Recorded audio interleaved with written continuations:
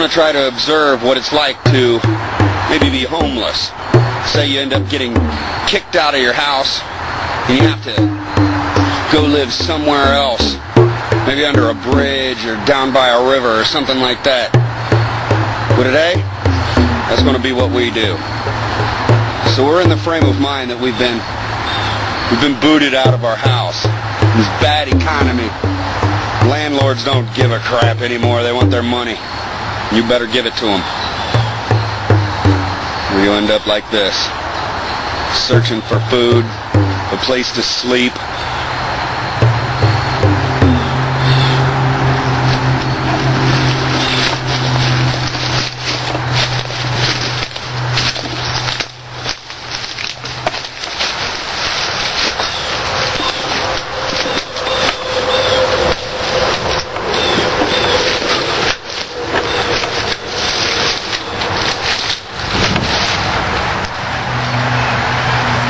I think I might go ahead and travel down this river a little bit and find out what I can find. If there's some food, maybe if this is some clean water, I can find some crayfish or something and get started. So I'm going to go up this way and I'm going to make myself a camp. Get started.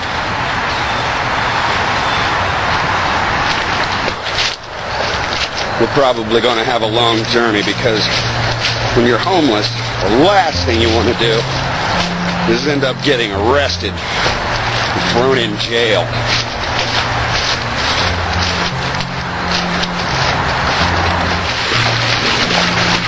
Coming up on a bridge here.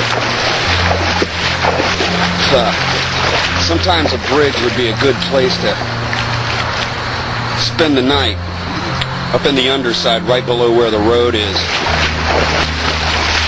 But the problem with that is sometimes you have other residents. They don't like visitors, like other homeless people. Sometimes they can be criminals. Sometimes they're not. But sometimes you can go to sleep around somebody out here and end up getting stabbed to death. You got to be careful where you stay when you're homeless.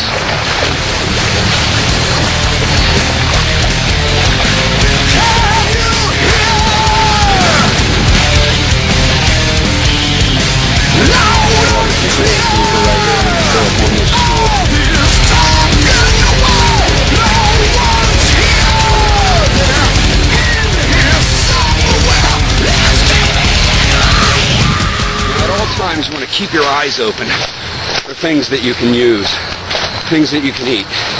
And in an area like this, there's just all kinds of debris laying around, trash, whatever, whether it's from a storm or whatever else. You can see what I'm talking about. This is the city. And sometimes people don't care.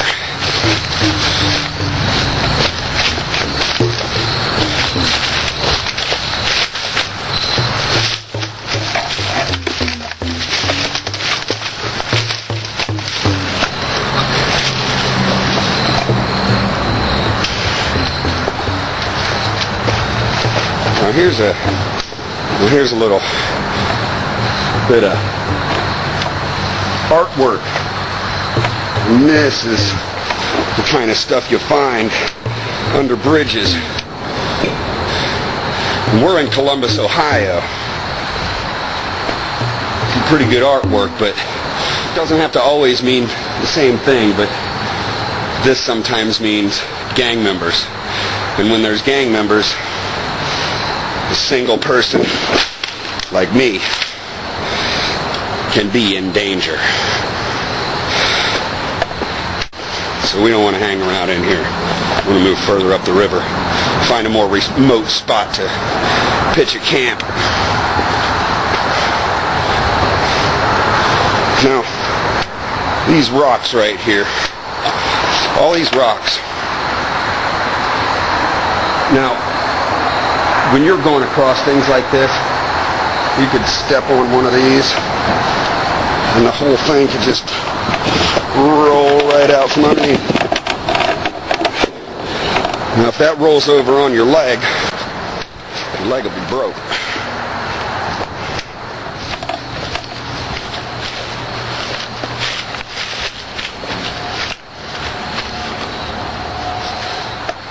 And this water is getting a little deep, but up ahead you can see a little less going on. The sound of the traffic is moving further and further away.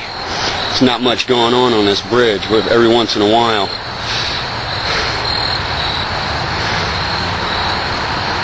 We're going to go down the shoreline here a little bit further. I think we can find a great place to sleep, set up camp, get some food.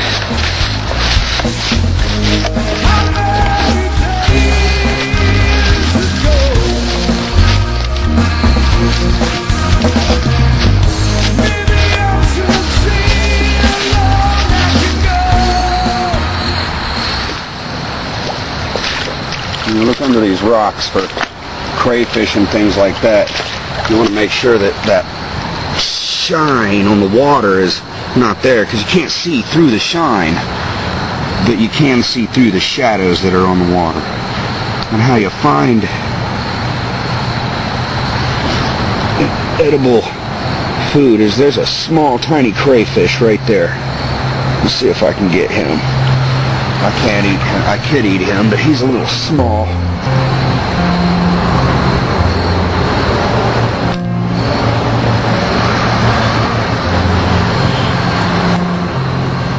Yeah, can't find him now. He's in there.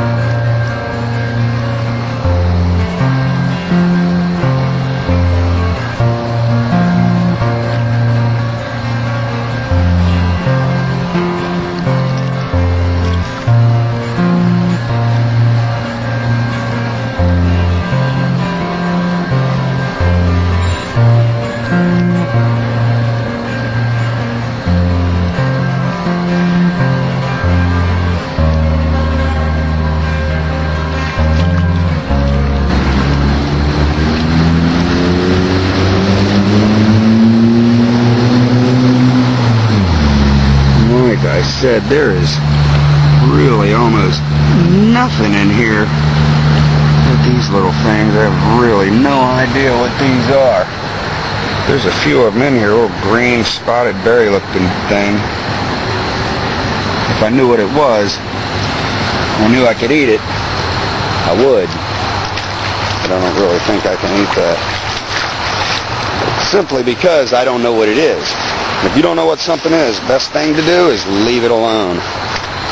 Now, this looks like somebody was here before and tried to build a little series of 2 dams.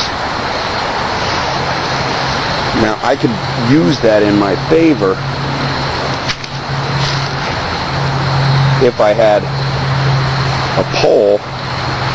I could actually come here and open this up And then I could stab at these rocks on either side, chase everything into this little pool right here, and see what I could get. I think I'll go ahead and try that.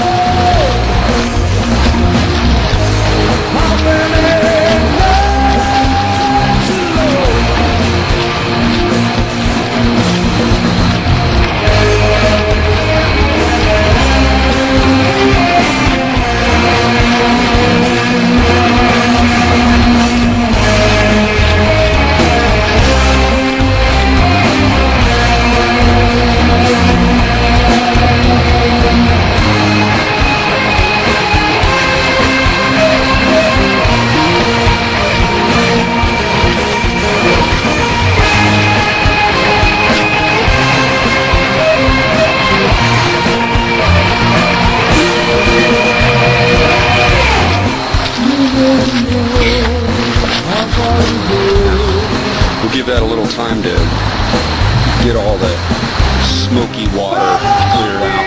Let it run a little bit, and then we'll go in there and turn over a few rocks and see if we chased anything into there. There's a good chance we did. We might need to.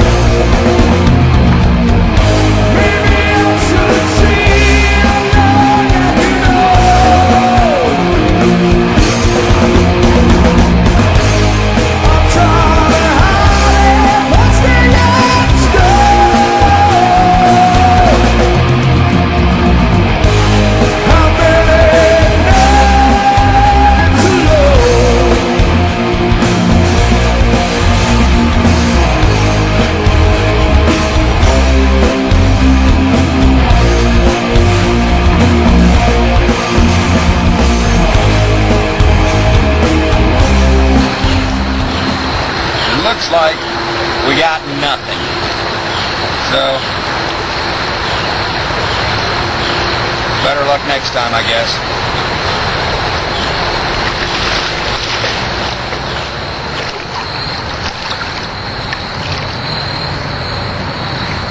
You want to be sure when you're walking through water, if you want to remain quiet, you don't have to make a bunch of noise. You just move slowly, keep your pace going. Just make sure you're undetectable. In 2010, more than 12,500 people living in Ohio were homeless. An additional 596 were registered in 2011, bringing that number to more than 13,000. That's a 4.8% increase in homelessness from 2010 to 2011. Since 2009, Ohio has recorded an increase each year, and 2012 stats look just as bad. A continuum of care is planning an approach that helps communities plan and provide a range of emergency, transitional, permanent housing, and other services to address the various needs of homelessness persons or those at risk. I think tomorrow morning I don't have anything to go home to. Family's lost. Wife left me. Took the kids.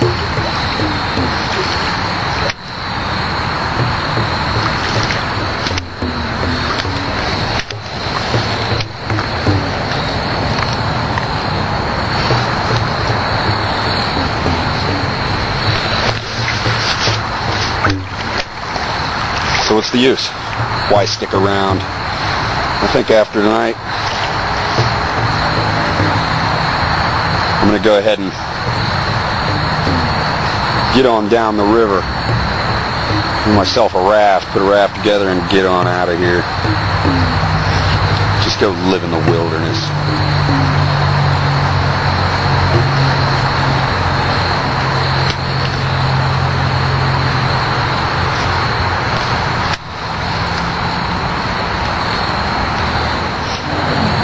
And it's actually starting to look like food is a lost cause. Because if I look down, I see stuff like this. That is coming right straight out of that hillside right there. This is a disgusting display of pollution. So anything in this water is not going to be something you really want to eat. It will not keep you healthy. Because scenes like this just want to make a person scream at the top of their lungs, what is wrong with you people?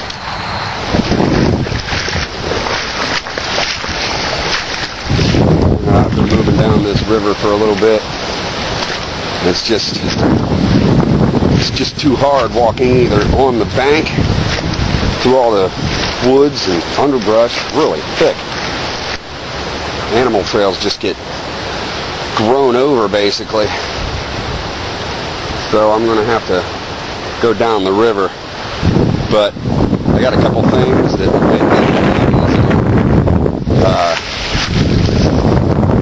got a tarp and I've got my rope. So if I can make a nice little bundle, some wood and stuff, I can wrap it in wrap my tarp around it and make a makeshift boat. Let me get started on that right now because I can move a lot faster if I'm floating down the river. And as you can see, it is definitely flowing really nice. We'll get out of town. What's there to be here for anyway?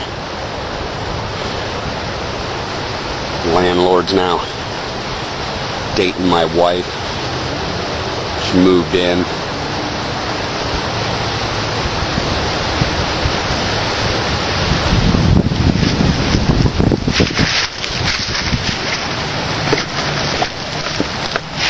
Now, I had forgotten all about this. And I put this stuff in my pack and stuffed it down in the bottom a long time ago. But I like to find things that aren't normal in survival gear that would benefit.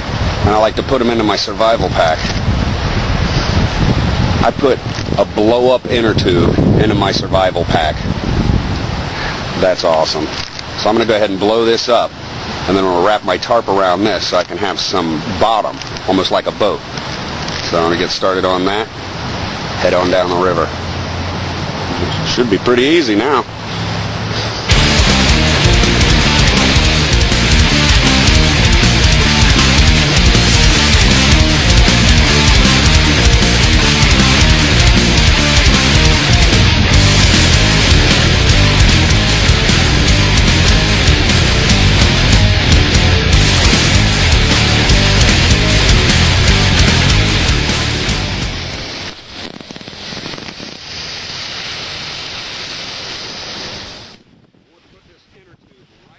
using my tarp as a wrap for my inner tube.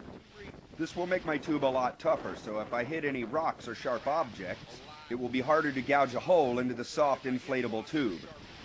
Lay the tube in the center of the tarp and fold the edges of the tarp into the middle of the tube. This will turn a thin-skinned inner tube into a durable raft.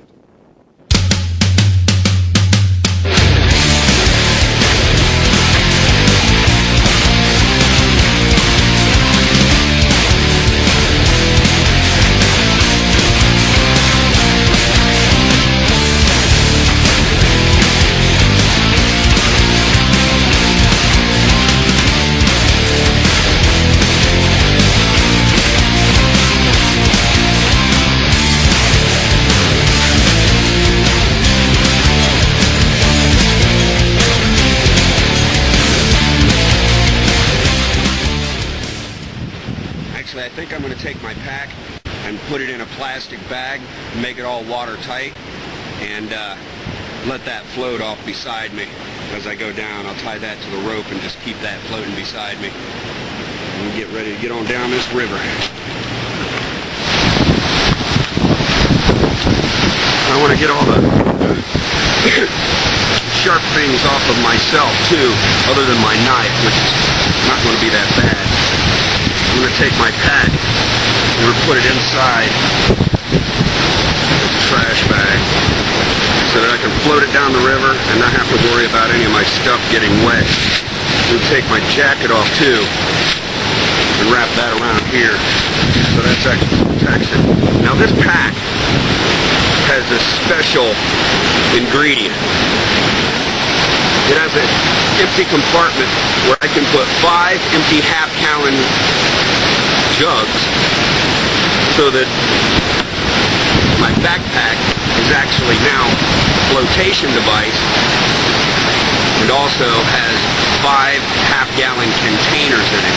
Containers are always important when you're trying to survive. I'm going to put all my stuff in there. Take all my gear, put it right there. We need that in there. Zip this all nice and closed so everything's nice and tight. Tuck itself.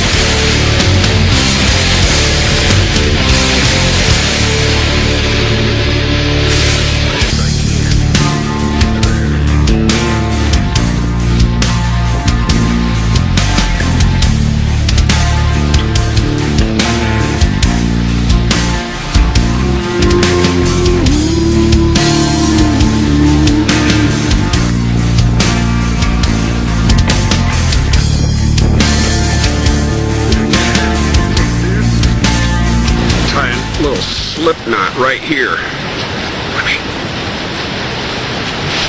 Get that and put that through that loop. Make that nice and tight around there so it's not going to pull. Then just tie it on a few more times.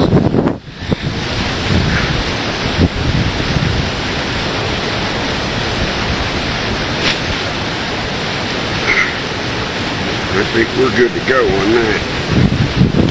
Let's get ready to go down the river.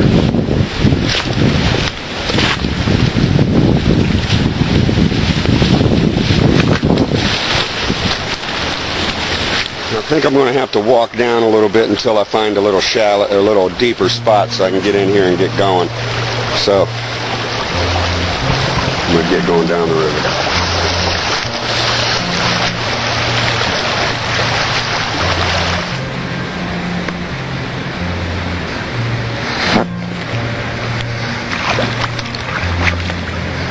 This water is nice and chilly, and I'm sitting right in it.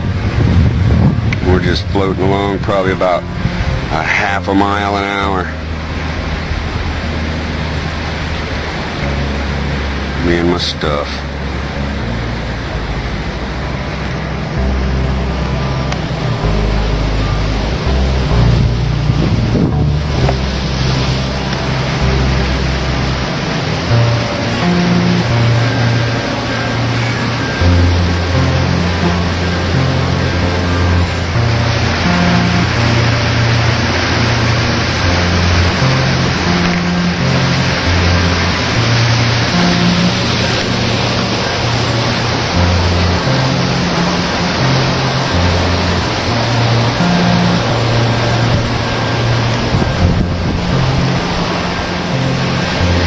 Now we're flowing along. Real nice. Got a little depth to the water. About 2 feet here. Just a nice little relaxing trip. Not so bad at all. Maybe homeless isn't the worst thing that could happen. At least you're still alive. You know what? Sometimes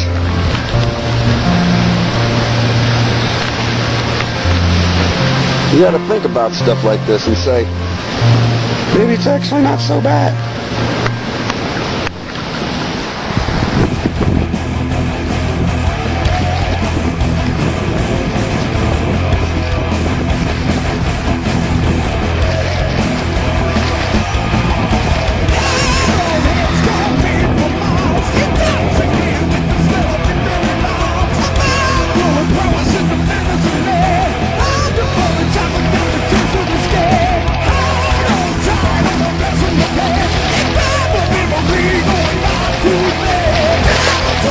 Lots of small crayfish who are like little tiny lobsters here in Ohio. We have a tendency to call them crawdads. They actually taste like tiny lobster.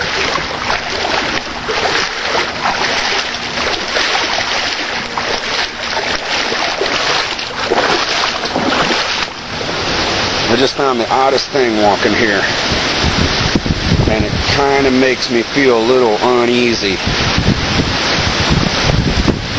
This is a deer skin, and I just found this floating right on down the river.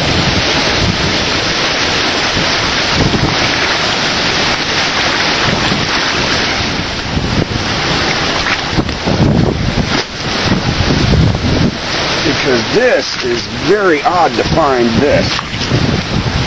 Very odd. So I want to know what that is. See, I can see that this skin right here looks as though it's been cut. But I'm not quite sure. Now this is some nice animal fat. I'm going to go ahead and cut that off of there and keep that, because I can get fuel out of that. But what I'm looking for on this skin is teeth marks like this. You see that? And that? I don't know if that's a knife mark that was used to cut this out, but that sure does look strange to me. Let's see if I can find any more of that. See, this is the meat. It was sliced right out by something. I can't find any chew marks that I can see, so I'm thinking this is more or less, somebody probably shot this deer down here, or shot it with a bow or something, and then skinned it. Now here's this piece of meat right here. Now, that's bad. You can't eat that. But it certainly looks sliced with a knife. So I'm going to go out on a limb here and say that somebody actually butchered this themselves and cut that up. So I'm going to go ahead and say this is a hunter. I'm going to go ahead and cut this fat off of here.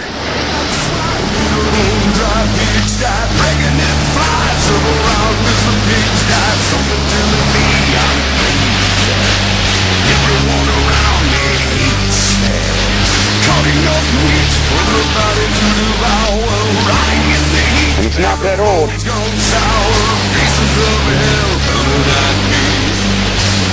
But it is slightly tough. Not right there. It's going to make a nice chunk of fat. I can get a nice load of fuel out of that. I laid this skin out on this tree for a minute so it could drain out of some water. Because I'm going to go ahead and take that with me because I can do a lot with that. I don't want to let that go to waste. It's just floating down the river. And that's a nice piece of skin right there. I can use that for bedding or whatever, so let's hope it wasn't an alligator. Okay, I got the skin all folded up right here in my raft. Take my pack, put it back on top of there so none of that can leak out of there, and I'm not attracting any wild animals by leaving a trail of blood in the water. You never know. There could be something lurking just below the surface. You'd never see it until you're being dragged under by it.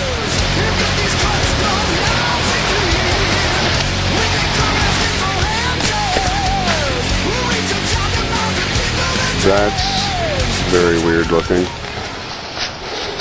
I have no idea what kind of animal track that is, but there's seems to be in this area right here. You have the back paw. Here's an indentation right here from a fourth claw. I don't know what this is from. It might be a large cat or a small bear. I don't know. It goes right here. Better. I'm a little apprehensive, but I wonder.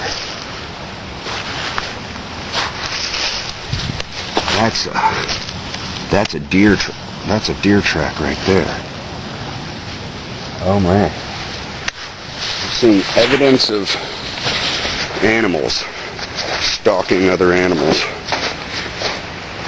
Well, this is a pretty wilderness looking setting. I think I'm getting further and further away from the city. Out into the middle of undeveloped suburbia. I don't know what the hell that track was from, but I think I'm going to go ahead and keep my eyes wide open.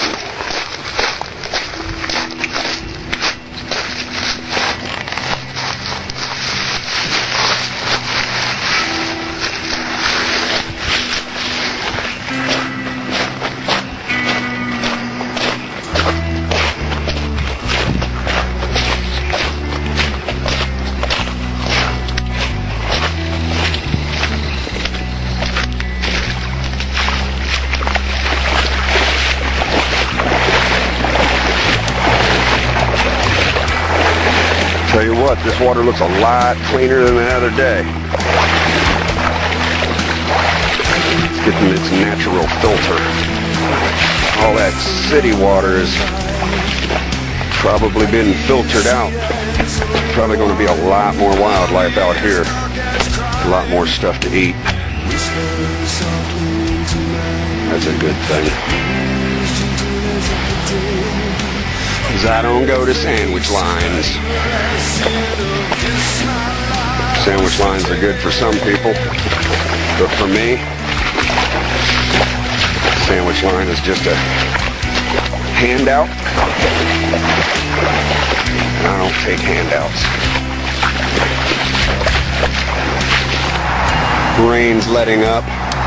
I think it might start again, so I'm going to use a tarp that I have in my pack. Find a place around here to set up. I can hear a road off in the distance up there, so I think I want to go further back here. But a road up there lets me know that I can get some kind of help if I really need it. So I'm going to keep that there. I'm going to go further back this way, the way I came. Maybe about round the next bend and set something up there. I'm going to build my camp right in here. I got this nice branch for an overhang. I got a few tarps in my pack, and I decided to carry tarps around with me. 2 6x8 tarps. There's all kinds of different things you can use tarps for. So I'm going to get started on building a little lean-to type shelter and use one of my tarps to do that, maybe even both.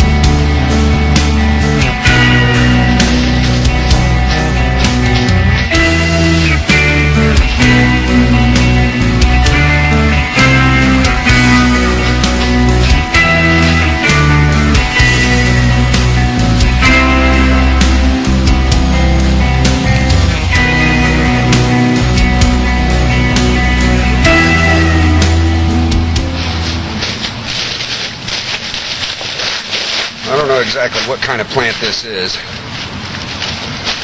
Have to check that out. But it seems like you'll break that right like that. And it takes a lot to break it. It takes a lot of strength to break that.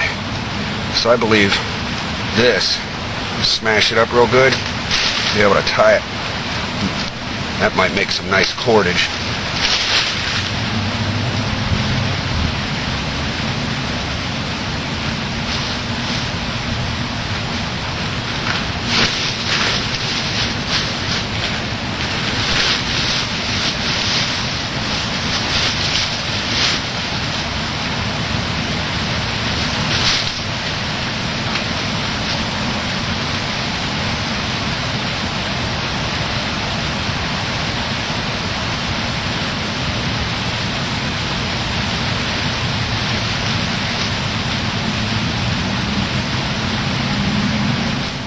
Alright, I got my tent, I got my tarp set up. I'm going to put my bed right back along here, so if it rains, I won't be affected by the rain. So I'm going to put my fire right over here by this tree.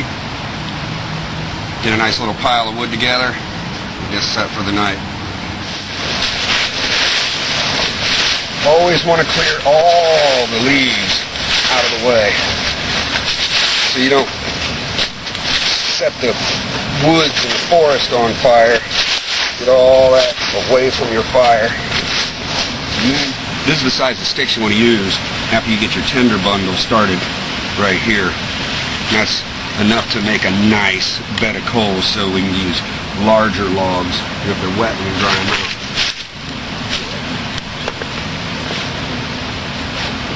Now, I've got a fire starting kit in this spaghetti jar, and in here I carry a 9-volt battery, I carry a lighter, I carry some cotton, but best of all I carry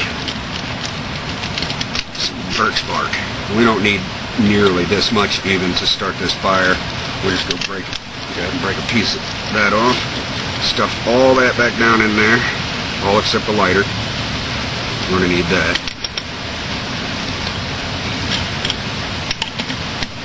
Close that up. I got to go get a tinder bundle. This stuff right here will be real good for tinder. See how it breaks off and then the end frays up. It's a little lard, but it's so nice and dry, and these leaves mixed in with it will give it a great build. There's going to be a lot of nice fuel to just get this fire started.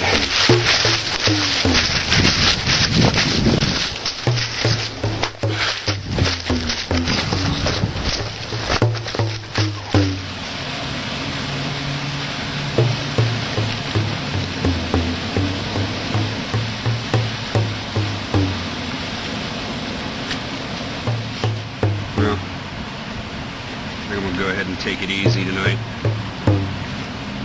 Stick to my jerky. Set a couple traps out. See what we get by morning. I don't really feel like doing too much. A little exhausted. I want to go ahead and build some energy up.